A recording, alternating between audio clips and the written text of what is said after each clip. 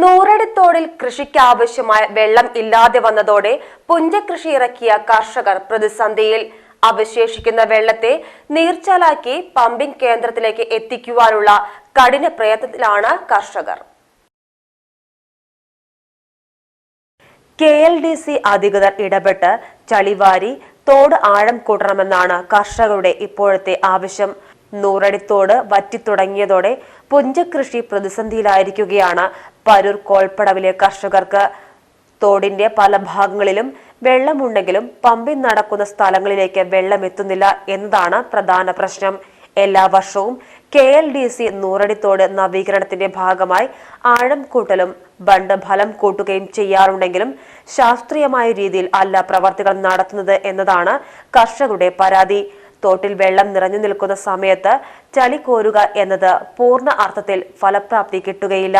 വെള്ളം കുറവുള്ള ഇത്തരം സമയങ്ങളിൽ കെട്ടിക്കിടക്കുന്ന ചെളികൾ കോരി തോട് ആഴം കൂട്ടിയാൽ മാത്രമാണ് ആവശ്യമായ വെള്ളം അടുത്ത കൃഷിക്കെങ്കിലും വെള്ളക്ഷാമം നേരിടാതെ കൃഷി ഇറക്കാൻ കഴിയുക. ഏകദേശം 3/4 ഭാഗവും മൂപ്പത്തി നിൽക്കുന്ന നിലവിലെ അവസ്ഥയിലാണ് വെള്ളത്തിന് ആവശ്യമുള്ളത്. വെള്ളം എത്തിക്കുന്നതിനുള്ള പ്രവർത്തികൾ കർഷകർ തന്നെ നേരിട്ട് നടത്തിക്കൊണ്ടിരിക്കുകയാണ്.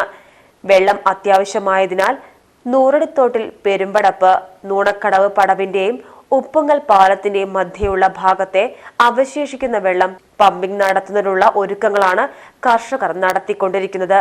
ഇതിനായി പരൂർ പടവ് കമ്മിറ്റിയുടെ നേതൃത്വത്തിൽ തോടിൽ വെള്ളത്തിൽ പൊങ്ങിക്കിടക്കുന്ന ബാർജിൽ ഹിറ്റാച്ചി ഉപയോഗിച്ച് ചാലുകേറി വെള്ളം എത്തിക്കുന്നതിനുള്ള ശ്രമമാണ് നടത്തുന്നത്.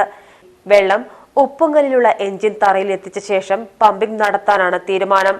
മണിക്കൂറിൽ 1400 രൂപ ചിലവിലാണ് ഹിറ്റാച്ചി പ്രവർത്തിക്കുന്നത്. ചുരുങ്ങിയ 4 ദിവസം തുടർച്ചയായി പ്രവർത്തിച്ചാൽ മാത്രമാണ് സുഗമമായി വെള്ളം പമ്പിംഗ് ഭാഗത്തേക്ക് എത്തിക്കുവാൻ കഴിയുക. പടവിലെ പുഞ്ചകൃഷിക്ക് 3 ആഴ്ചയ്ക്കുള്ള വെള്ളം ആവശ്യമാണ്. കൃഷിക്കാവശ്യമായ വെള്ളം പടവിൽ എത്തിക്കാനാകുമെന്ന പ്രതീക്ഷയിലാണ് പടവ് കമ്മിറ്റി. മറ്റു മേഖലകളിലേക്ക് വെള്ളം പമ്പ് ചെയ്യുമ്പോൾ കർഷകരുമായി കൂടിയാലോചന നടത്തുകയും വെള്ളം കുറവുള്ള സമയങ്ങളിൽ ചളി കോരി ബണ്ട് ആഴം കൂട്ടുവാൻ വേണ്ട നടപടികൾ അധികൃതരുടെ ഭാഗത്തുനിന്ന് ഉണ്ടായാൽ മാത്രമാണ് അടുത്ത കൃഷിക്കെങ്കിലും ലാഭകരമായ രീതിയിൽ കൃഷി ഇറക്കി കർഷകർക്ക് അവരുടെ അധ്വാനത്തിന്റെ ഫലം അളക്കാൻ കഴിയൂ എന്ന് പരൂർ കടവ് കമ്മിറ്റി സെക്രട്ടറി അബ്ദുൽ ജബ്ബാറിന്റെ നിർദ്ദേശം. ഏഷ്യൻ ഗോൾഡ് ആൻഡ് ഡയമണ്ട്സ്, ഇവിടെ തുടങ്ങുന്നു ഒരു നല്ല ബന്ധം.